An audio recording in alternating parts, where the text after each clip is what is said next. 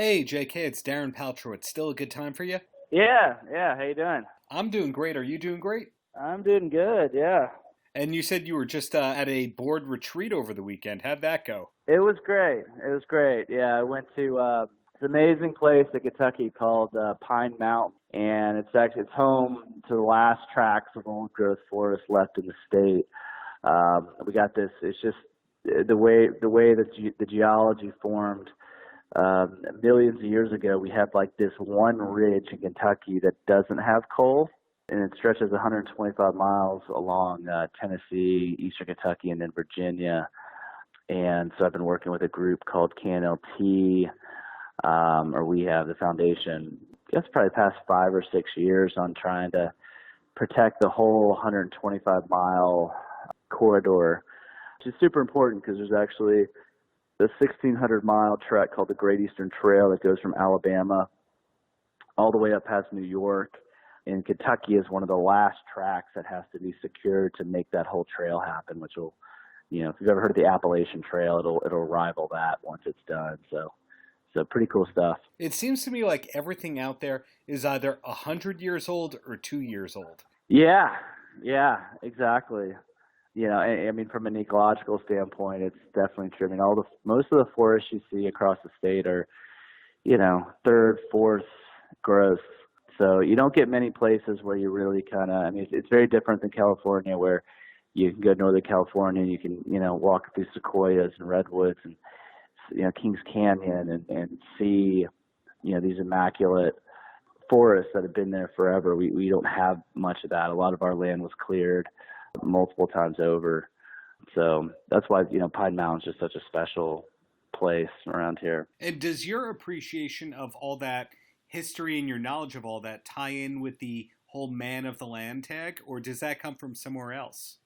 No, I mean, it definitely ties into the whole man of the land theme and just, how do you work more with businesses to protect the assets of your community?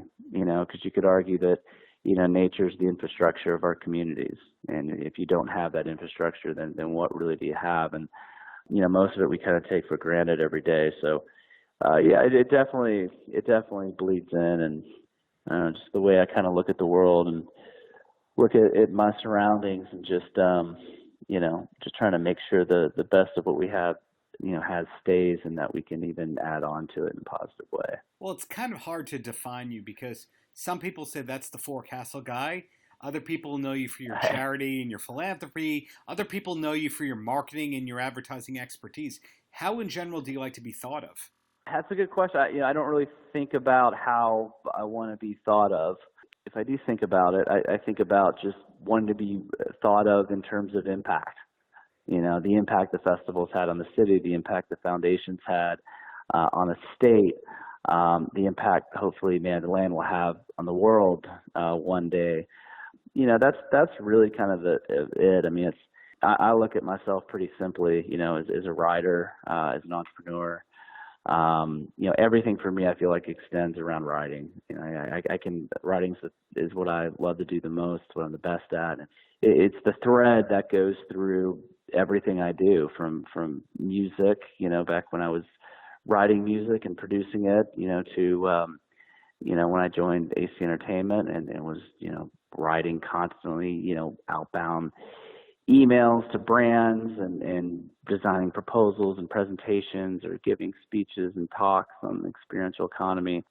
That's the one thing that kind of goes through everything.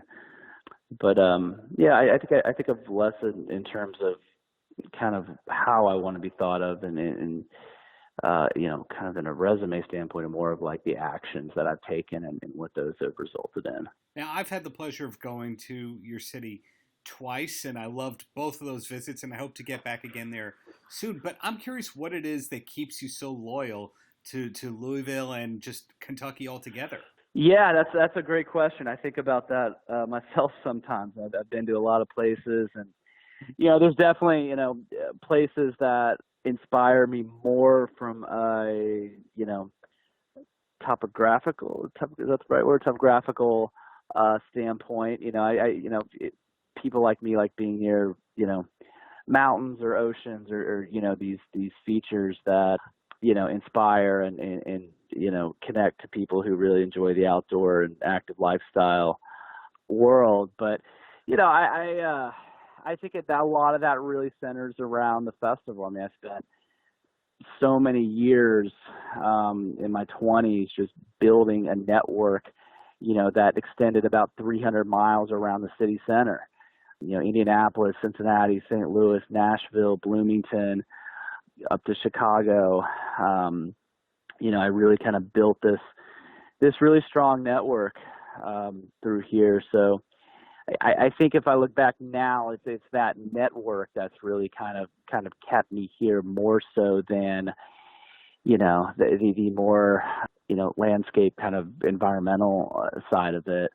And then of course family. My family is all still here, and then the family that's not here is in northern Kentucky for the most part, and my wife's family's here.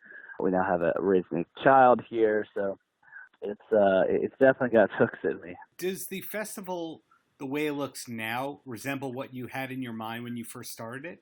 Not at all. It's amplified, 1,000 times over. I mean, I get that question a lot. Did you have a vision of what it could ultimately be? And I really didn't.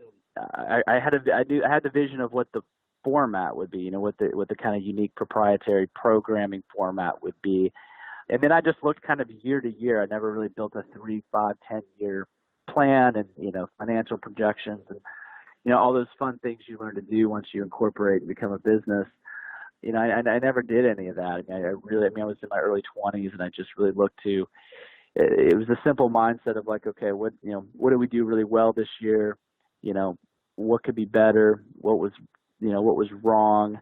What could be bettered and improved to get it over to that next hurdle. And I think I did set some pretty lofty goals year to year, in terms of attendance and, and artists we would secure and genres we would expand on and, brands and partners, affiliates we would work with and things like that. So, I was just fortunate. I was fortunate, we didn't get wiped off the map by, so many festivals these days that are starting out just, they can't even afford a year or two of downside, they got to keep going. But we were so small and grassroots and community driven that, we largely operated under the radar for a long time. We got to kind of iron out all our mistakes. And if something went really bad, it was not at all magnified on a national level like it is now. Well, I'm not looking for a scoop per se, but from the organization kind of perspective, where are you in terms of next year's Forecastle? Because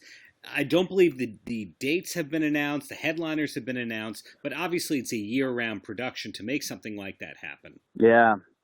Yeah, no, it is. And, that's the funny thing is like, it probably was only 5 years ago that I stopped getting asked the question like, okay, what do you do in August? What do you do in November? What do you do? Like people would always ask that of like, obviously thinking that once the festival stops, there's no work to be done for 6 months.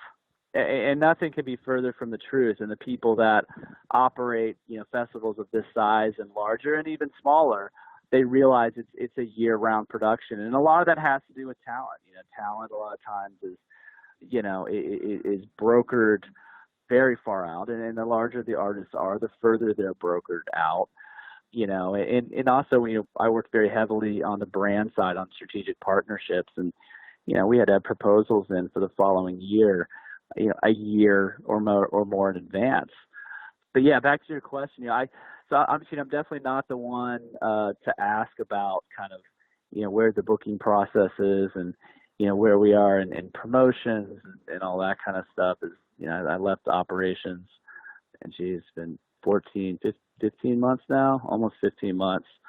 So I don't really, check in on the day to day, as much as I did when I was grinding it out each day. But, if I had knowing the way things were previously, most of the energy, around this time is around booking, and is around aggregating all of the data points that exist on feedback, feedback from staff, feedback from vendors, sponsors, fans, service providers, partners, stakeholders, community, media. I mean, it's a really important part of the process. I know a lot of festivals, people just kind of producers that live in their own head and just think that, because they think that it is. But, the AC team they do a really good job of making sure that they get a full picture of, of everything that happened. And just like I did in those early days, what was good, what was bad, what can be improved, and how do we do that for the following year. Got it. So we will all keep our eyes and ears peeled for what's coming up. But tell me more about the foundation. What's it working on at the moment? Yeah, sure. So we just got back from our board retreat in Pine Mountain, and we've been adding a project every single year. So for people who don't know, our mission is protecting the world's natural awesome, which for us means finding essentially the areas of the world that contain the most biodiversity, but are also the most highly threatened. So essentially, it's the richest areas of life on the planet. And a lot of these areas exist around the equator, but you'd be surprised to see how many areas, are much closer to your home, And, we found a place 4 years ago in Kentucky called Pine Mountain that was this key migratory route for so many species down South America that summer up here, winter down there. And, also, we were looking at a map the other day of just the effects of climate change and how many, thousands of species are migrating north right now and actually doing that through, the eastern Kentucky, western North Carolina, Appalachian Mountain range. So that's why we've been working so far, so much down there. But, I think we're, right now we have 6 projects, 3 continents, Brazil, Argentina, Belize, Indonesia, and then Florida, and 3 projects here in Kentucky. So, I think we'll be adding one more international partner this next year, celebrating our 10-year anniversary here, and keep trekking along. Our goal is to identify these hot spots in every continent and move forward from there. So it really sounds like a 24/7 work cycle. Of course, you're a family man, but it sounds like juggling so many projects. There's a lot of pressure to stay on the ball with a lot of things. I'm curious in terms of productivity. Are you big on calendars or to-do lists, or do you have a way of tracking everything that you work on? I do. It's called ClickUp. It's an amazing, I don't know if I'd call it a project manager, but it's kind of like the ultimate taskmaster.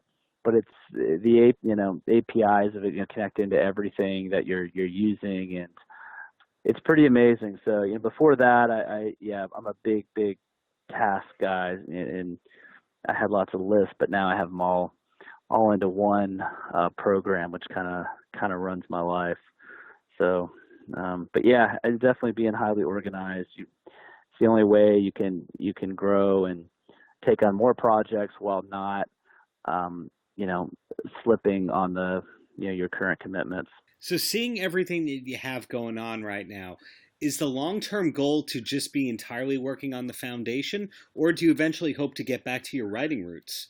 Probably more of the latter, of getting back to my writing roots. I've been working on a book for about 4.5 years right now, and hoping to be finishing that within the next year, which is pretty much what I say every year. But it's tough to say. I mean, I have a lot of different passions. I came up with this incredible, groundbreaking museum idea the other day that I don't think anyone in the world's ever done before. And I get stuff like that pretty frequently, and kind of, what was the word? Kind of digitally archive it. Put a timestamp on it for that moment. And hopefully, I come back to it one day. So I don't know. I am in a kind of this not a crossroads, you could say, or inflection point, but definitely at a place where I'm able to breathe a bit and go different routes. Whereas I think when you're grinding in the entertainment world, you don't get as much time to really think about those kind of things. It's just the nature of the industry. You're just constantly going. There's always more to do, and there's more to execute on, it seems like. So it feels good to be in a place now where, I can kind of let those thoughts come into my head and then actually do something with them. Well, you gave me so much to work with there, so I'll ask the closer, and that's, Any last words for the kids? Just I'll expecting this huge basketball state, so I'll steal a quote here from our rivals in Lexington. Coach John Calipari said something one time that I think it's a great line. I think every young person should hear, and just says, dream beyond your surroundings. I definitely think for me, I was always doing that. I came up with the idea for the foundation when I was 10 years old, reading a National Geographic article on, rainforest deforestation in Brazil. And I still remember the article. I mean, the visual I saw, the images were so powerful, like they burned in my head. But that's I think that's a big thing. It's easier than ever right now to silo yourself off from the rest of the world. It's never been easier. We all have phones. Our kids get phones earlier, iPads, Netflix. I mean, it's very easy to fall into that state, and for that over time to kind of become your default state. And that's why, going to places like Pine Mountain for me last weekend with our board is just such a refreshing experience, because you're walking through 350-year-old hemlocks, and you're walking through a place that hasn't changed. It's just grown and grown and grown. And I just feel like we live in a planet right now where, like you said, things are either really old or they're very young. So that would be my last words there.